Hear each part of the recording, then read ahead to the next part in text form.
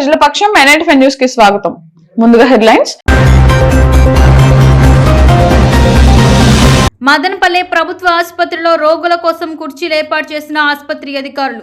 గురువారం ఎమ్మెల్యే షాజహాన్ బాషా ప్రభుత్వ ఆసుపత్రి ఆకస్మిక తనిఖీలలో రోగుల అవస్థలను గుర్తించి ఆసుపత్రి అధికారులకు ప్రశ్నించడంతో స్పందించిన వైద్యాధికారులు.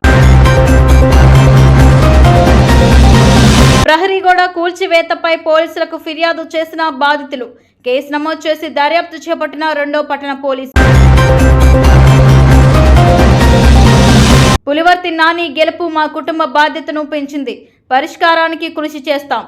చంద్రగిరి ఎమ్మెల్యే పులివర్తి నాని సతీమణి సుధారెడ్డి వెల్లడి. ఇక డీటెయిల్స్ చూస్తే, మదనపల్లి ఎమ్మెల్యే షాజహాన్ బాషా గురువారం మదనపల్లి ప్రభుత్వ ఆసుపత్రి నందు ఆకస్మిక తనిఖీ నిర్వహించారు. ప్రభుత్వ ఆసుపత్రిలో పారిశుద్ధ్య సమస్యతో పాటు రోగులకు కూర్చునేందుకు కుర్చీలు లేకపోవడంతో సమస్యను గుర్తించిన ఎమ్మెల్యే షాజహాన్ బాషా ప్రభుత్వ ఆసుపత్రిలో నెలకొన్న సమస్యలను వెంటనే పరిష్కరించేందుకు చర్యలు చేపట్టాలని అధికారులకు సూచించారు. స్పందించిన ఆసుపత్రి అధికారులు పేషెంట్లు కూర్చునేందుకు శుక్రవారం కుర్చీలు ఏర్పాటు చేశారు. ఎమ్మెల్యే పర్యటన అనంతరం ఆసుపత్రి అధికారులు కుర్చీలు ఏర్పాటు చేసి పారిశుద్ధ్య చర్యలు చేపట్టడంతో పలువురు హర్షం వ్యక్తం చేస్తున్నారు. దీనిపై ఆసుపత్రి సూపరింటెండెంట్ MS రాజు మాట్లాడుతూ ఎమ్మెల్యే షాజహాన్ బాషా పర్యటన అనంతరం కుర్చీలు ఏర్పాటు చేసి పారిశుద్ధ్య కార్యక్రమాలు చేపట్టినట్లు తెలిపారు.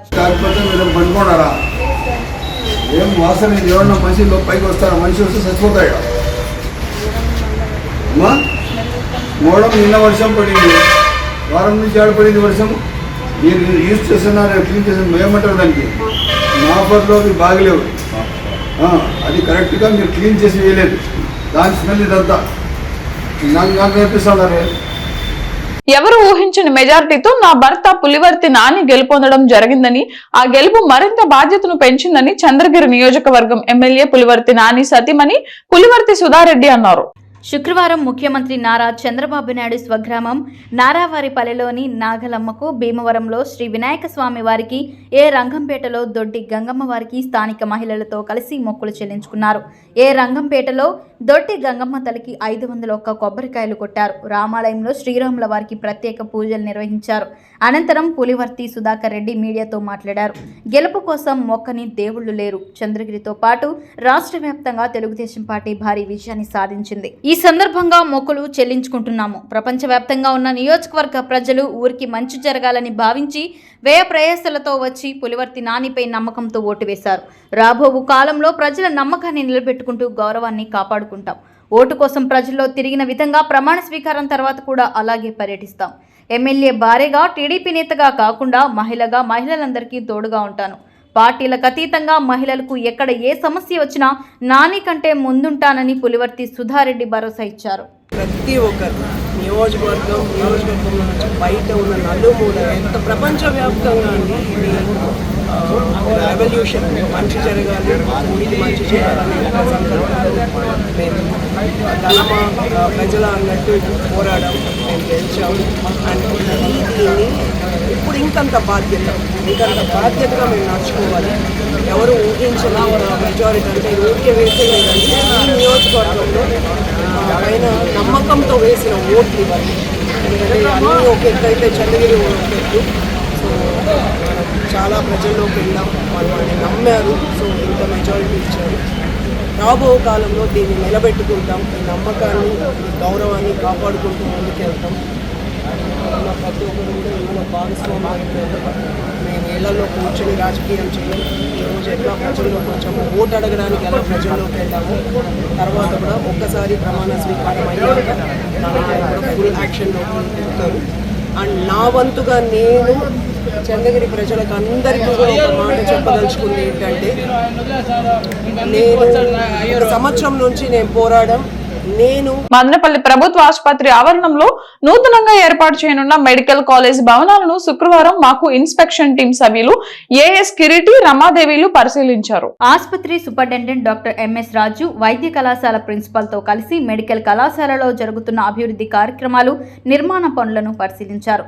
2 రోజుల క్రితం మదనపల్లి ఎమ్మెల్యే షాజహాన్ బాషా ప్రభుత్వ ఆసుపత్రిలో ఆకస్మిక తనిఖీ నిర్వహించి వైద్య కళాశాలలో జరుగుతున్న నిర్మాణ పనుల్లో నాసిరకంగా ఉన్నాయని సంబంధిత ఇంజనీరింగ్ సిబ్బందిని పిలిపించి ఆరా తీయడంతో స్పందించిన ఇన్స్పెక్షన్ టీం సభ్యులు ప్రభుత్వ ఆసుపత్రి ఆవరణంలో జరుగుతున్న అభివృద్ధి కార్యక్రమాలతో పాటు నిర్మాణ పనులను పరిశీలించి నిర్మాణ పనులలో నాణ్యత పాటించాలని సూచించారు. గౌరవనీయులు షాజహాన్ పాషా గారు ఎమ్మెల్యే గారు సర్ప్రైజ్ విజిట్లో కొన్ని చోట్ల పేషెంట్ల కోసం చైర్స్ వెయిటింగ్ హాల్లో చైర్స్ వేయమని చెప్పడం జరిగింది. వెంటనే హాస్పిటల్ సిబ్బంది స్పందించి వాళ్ళకి వచ్చిన ఫర్నిచర్ నుంచి ఇక్కడ చైర్స్ ఇవ్వడం జరిగింది. అలాగే ఆరోగ్యశ్రీలో ఫ్రీగా వైద్యం చేసేటట్టుగా కొంతమంది పేషెంట్స్ని నీరు మెడికల్ వాటిలో ఎమ్మెల్యే గారు చెప్పడం జరిగింది. అది కూడా మేము పరిశీలి చేసి వాళ్ళ బిల్స్ ఆరోగ్యశ్రీలో పే చేయడం జరుగుతుంది. అలాగే కొత్త కన్స్ట్రక్షన్లో కొన్ని నూర్పాట్లు చెప్పే ఉన్నారు. దాని గురించి డిఈ గారు ఏపీఎంఎస్ఏడిసి వారికి కన్వే చేయడం జరిగింది. ఆ రిపేర్స్ కన్స్ట్రక్షన్లో ఉన్న నూర్పాట్లు. నా కోసం ట్రాఫిక్ ఆపొద్దని చంద్రబాబు అన్నారు. టీడీపీ అధినేత చంద్రబాబు గురువారం రాత్రి ఢిల్లీ బయలుదేరారు. తన పర్యటన సందర్భంగా విజయవాడలో ట్రాఫిక్ ఆంక్షలపై పోలీసులపై అసంతృప్తి వ్యక్తం చేశారు. ప్రజలను ఇబ్బంది పెట్టేలా ట్రాఫిక్ ఆపవద్దని అధికారులకు స్పష్టం చేశారు. ప్రజా సేవకులుగా పోలీసులు మారాలని సూచించారు. వీఐపీ సెక్యూరిటీ పేరుతో కాన్వే వెళ్లే దారిలో గంటల తరబడి వాహనాలు నిలిపివేసే విధానాలకు స్వస్తి పలకాలని చంద్రబాబు నిర్ణయించారు. ప్రహరీ గోడ కూల్చివేతపై బాధితులకు ఫిర్యాదు చేసిన సంఘటన శుక్రవారం మదనపల్లిలో చోటు చేసుకుంది. బాధితుని ఫిర్యాదు మేరకు కేసు నమోదు చేసినట్లు 2వ పట్టణ పోలీసులు తెలిపారు. బాధితుల కథనం మేరకు వివరాలు ఇలా ఉన్నాయి. మదనపల్లె పట్టణం మున్నెప్ప కాలనీలో ఉన్న సర్వే నెంబర్ 102కు సంబంధించి 1.26 ఎకరాల స్థలంను లేట్ వరద చిన్నకృష్ణమూర్తి కుమారుడు సూరజ్ శ్రీ వద్ద మదనపల్లె పట్టణంకు చెందిన వసంతరెడ్డి, బాబీ, అంజీ, ప్రకాష్, సుబ్రహ్మణ్యంలు కొనుగోలు చేశారు. అయితే ఈ స్థలంకు సంబంధించి కోర్టులో సివిల్ కేసులు ఉండటంతో సూరజ్ శ్రీ కోర్టు నుంచి ఇన్ఫెక్షన్ ఆర్డర్ను తెచ్చుకోవడం జరిగిందన్నారు. ఈ స్థలం కొనుగోలు చేసినప్పటి నుంచి తమ ఆధీనంలో ఉన్న ఆ స్థలంకు ప్రహరీ గోడ నిర్మించి సీసీ కెమెరాలు ఏర్పాటు చేసుకున్నామన్నారు. అయితే పట్నంకు చెందిన వరద రెడ్డి శేఖర్, వరద విద్యాసాగర్, వరద బాలాజీ, వరద విజయ్ కుమార్, వరద చంద్రశేఖర్లు అర్ధరాత్రి సీసీ కెమెరాలు పగలగొట్టి ప్రహరీ గోడను కూల్చివేశారని బాధితులు 2వ పట్నం పోలీసులకు ఫిర్యాదు చేశారు.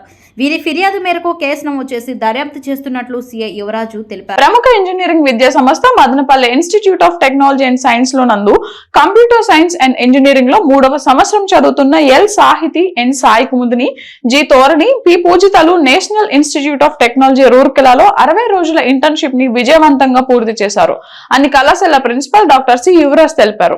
ఈ విద్యార్థులు గంగా నదిలో కరిగిన ఆక్సిజన్ అంచనా అనే పేరుతో రియల్ టైం ప్రాజెక్టులో పనిచేశారని ఆయన అన్నారు. వీరికి doctor N Komal Kumar guide గా వ్యవహరించారని ఆయన తెలిపారు.